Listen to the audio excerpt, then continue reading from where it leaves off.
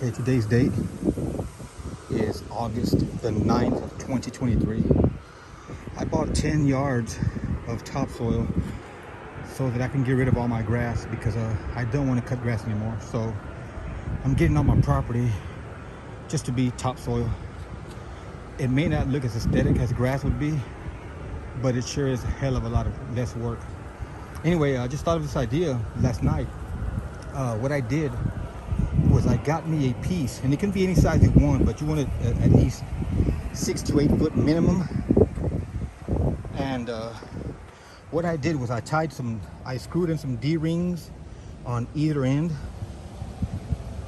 as you can see, the D-rings, and I used an old strap, tie-down strap that I had lying around, and I tied it on each end. And what I did here was I had this lying around also. Let me take this off.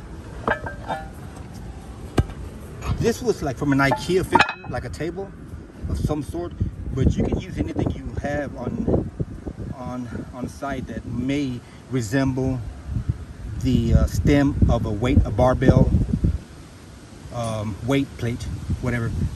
I have one that's taller, it reaches up to over a foot, but I don't need that much weight, and I doubt I can pull it with a tie-down strap. I may need a car if I ever want to go heavier than that.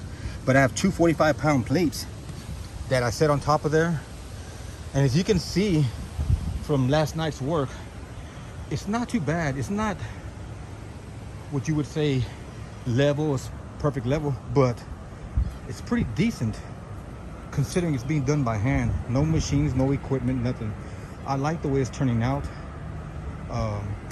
So I thought I'd document this because just in case people out there are wanting to do the same thing I'm doing, get rid of their grass and not have to worry about cutting the grass in the dead of summer at 104 to 110 degree weather. I did lay some scrap cardboard. As you can see, this little area here is cardboard. That way it'll prevent any weeds from growing. But what I did before I did all that is, you can see all this charred area. This is the remnants of what I used with the propane torch. And I torched all the grass. Well, it wasn't even grass. It's actually like, I don't know what you call it, but it's not grass. It's just nasty looking stuff. I torched it before I put on the topsoil. This is what it is. It's not grass. I don't know if they call it crabgrass or what, but it's nasty looking. It's like weed. It just spreads and it covers the entire ground.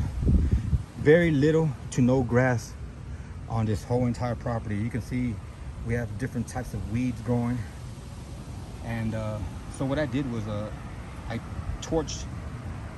charred the ground piece by piece. As I'm working, I'm going to go further back and try to char this whole area, but I'm running out of propane and there's a torch there.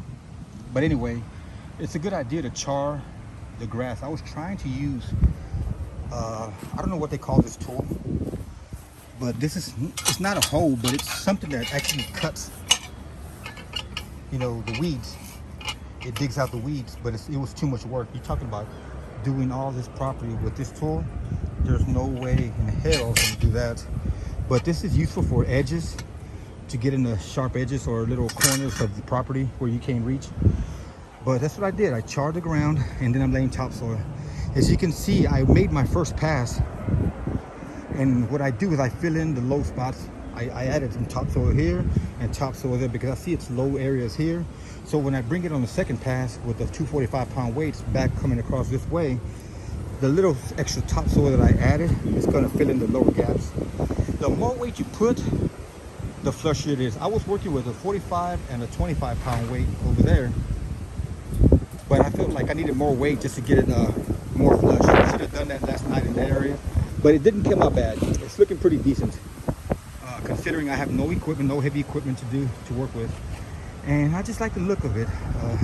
I feel like I don't have to cut grass anymore, and that's just a plus for me. I'm liking the way it's turning out. Anyway, hopefully this helps someone out there who's doing some landscaping and trying to get rid of the grass. And there's this little wasp trying to bite me. That concludes the video.